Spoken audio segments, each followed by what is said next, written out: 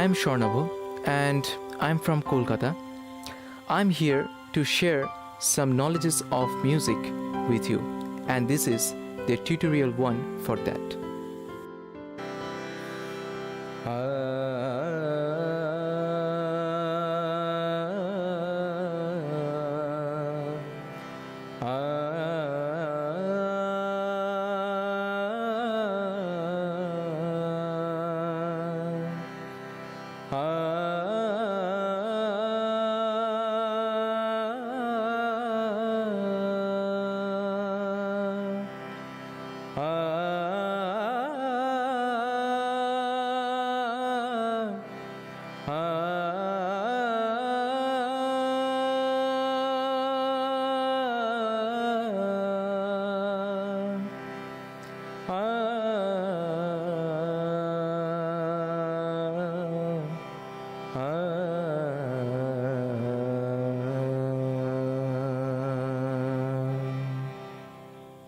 The enrichment of the Indian classical music really admires us. This is probably the world's most elaborate musical system because its richness with different notes, different ragas, different tals, its variations, all these have no comparison with Indian classical music. The language of music is same all over the world. A foreigner may listen to an Indian sad song and he or she may start to cry because the musical note speaks everything, not the words. So we should learn the musical notes very minutely and very perfectly.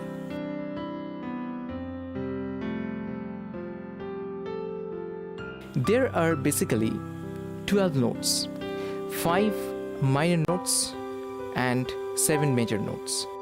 The major notes are Sa, Re, Ga, Ma, Pa, Dha, Ni, and Sa, which is of the higher octave. And the minor notes are Re, Ga, Ma, Dha, and Ni. I will just show you the different notes by singing. First I will sing Sa. That is the major starting note of an octave. Sa. This is Sa. And if you play a single note, it will sound like this. Sa, Sa. Then I will just follow up all the major notes. Sa, Re, Ga, Ma, Pa, Tha, Ni. Then I will sing the Sa of the higher octave, and I will come to the concept of the octaves later on. But now I'm just saying, I'm singing the Sa of the higher octave. Sa, Sa, Ni, Dha, Pa, Ma, Ga, Re, Sa. So these are the major notes, and now I will sing all the minor notes, 5 minor notes. This is Sa. It has no minor note. So this is Sa. Then I will go to the minor of Re. Re. Then I will move on to the minor of Ga. Ga. Then I will move on to the Ma, minor of Ma. Ma. Next I will move on to Pa, and there is no minor of Pa. Pa. This is Pa. And Dha and Ni has its minor notes. So this will be Dha, Ni. This is minor Ni. Ni. Sa. Again a Sa of the higher octave. Sa. sa ni dha pa ma ga re sa re ga ma pa da ni sa ni da pa ma ga re sa. These are the minor notes. This is just the basic concept of notes, 12 major notes. What is the primary thing to be learned to start the singing lesson? Next, we will learn about the octaves.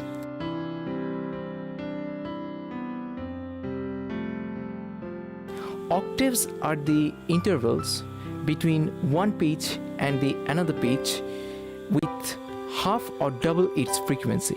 There are basically 3 octaves: the lower octave, the middle octave, and the higher octave. Generally, a song starts from the middle octave and then it touches the notes of the higher octave, and sometimes it touches the notes of the lower octaves. Here is the layout of a musical keyboard, and as you can see that the first reed is denoted as C, and then eventually it is named as D, E, F, G, A and B, and it is nothing but just the convenience. The first set from C to B is denoted as lower octave, and then the next set is denoted as the middle octave, and the set next to that is denoted as higher octave. With respect to the definition, if we double up the frequency of a note of a middle octave, then it will touch the note of the higher octave. And if we half down the frequency, then it will touch the notes of the lower octaves. Now we will learn about the most important Indian classical music instrument, that is Tanpura. It accompanies both the stage performance and the practicing of the Indian classical music. This is a long-necked plucked string instrument found in various forms in Indian music. It does not play the melody but rather supports and sustains the melody of another instrument or singer by providing a continuous harmonic burden or drone. Generally, a tanpura comprises of 4 strings, but 5 and 6 strings tanpuras are also used according to the purpose. The combined sounds of all the strings creates harmonic resonances that supports and blends with the external tones of the soloist. The resonance is so majestic that there will not be a single tone or note which will fall outside the range of that resonance in that specific scale. The shape of the tanpura somewhat resembles sitar, but it has no frets as the strings are always plucked at their full lengths. The different parts of the tanpura are the tuning pegs, which are at the top of the tanpura, and these are used to tune the strings of the tanpura. The strings are connected with the pegs, and the tabli is called the lower frontal part of the tanpura. The beads are present at the lowermost part of the tanpura, and which are used for the fine tunings, and the threads are there over the bridge, which are used to increase the vibration of the strings when the strings are plucked. And the tumba is the lower back part of the tanpura, which is a bulged part, and this is made of gold. And the gul is the junction between the lower part of the tanpura and the dand, which is the main body of the tanpura.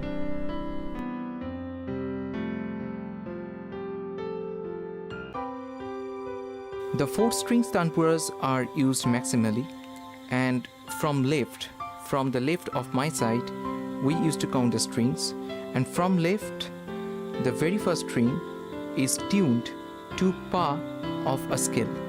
Like I have tuned to the C scale, C major, and it is tuned to pa. This is the very first string from my side and the leftmost string, and this is counted as 1, first string, and this is tuned to pa, like C.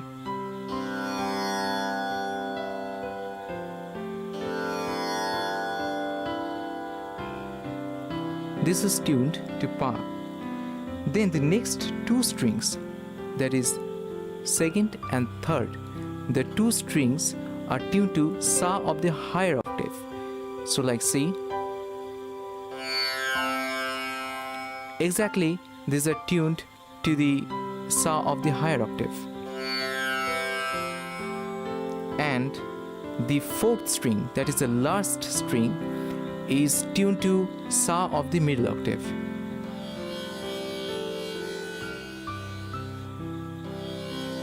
This is Sa of the higher octave, and this is Sa of the middle octave.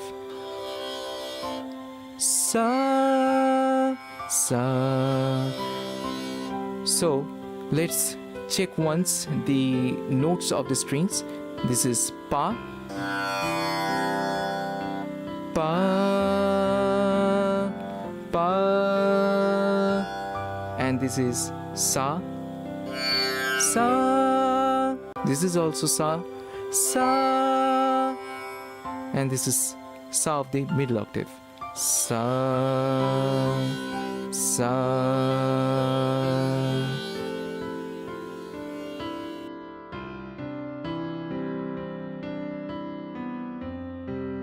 Now, I will just tell you about the rhythm of plucking the strings. The process of playing the Tanpura is very simple, and the rhythm pattern generally remains constant, but the tempos may vary along with the tempo of the song. So let's take the rhythm of the plucking. This is Pa, and then Sa, again Sa, and again Sa of the middle octave. So it is not constantly played. At first, the Pa is played, but before playing the Sa of the higher octave, we give a gap. And then we just pluck the three strings, that three Sas together. Like Pa, gap, then Sa, Sa, Sa. Again Pa, then again Sa, Sa, Sa. In this way, there is a major gap between Pa and Sa of the higher octave, and the rest strings are plucked together. That is, without a less interval of time. So let's check how it sounds.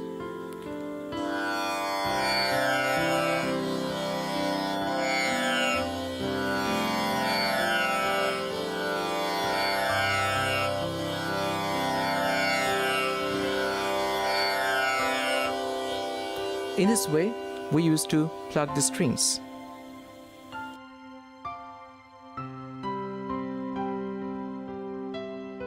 Another important thing what we need to keep in mind is the way of plucking. Sometimes what people used to do, they used to pluck the strings in this way. In this way, that is, the fingers remain horizontal.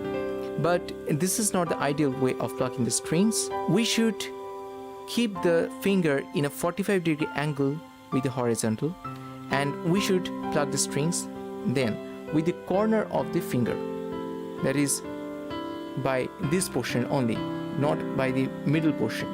So by this portion we will pluck the string in this way.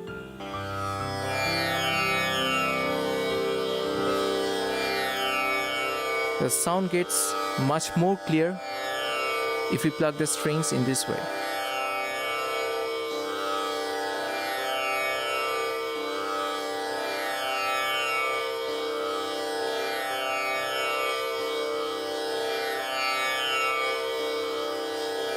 A constant resonance gets created.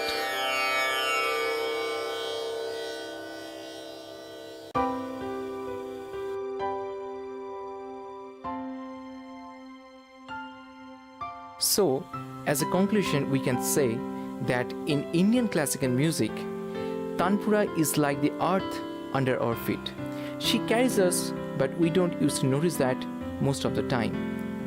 In Indian classical music also, without the resonance of these four strings, the Indian classical music will become baseless. That's why it's must to learn the playing of a Tanpura.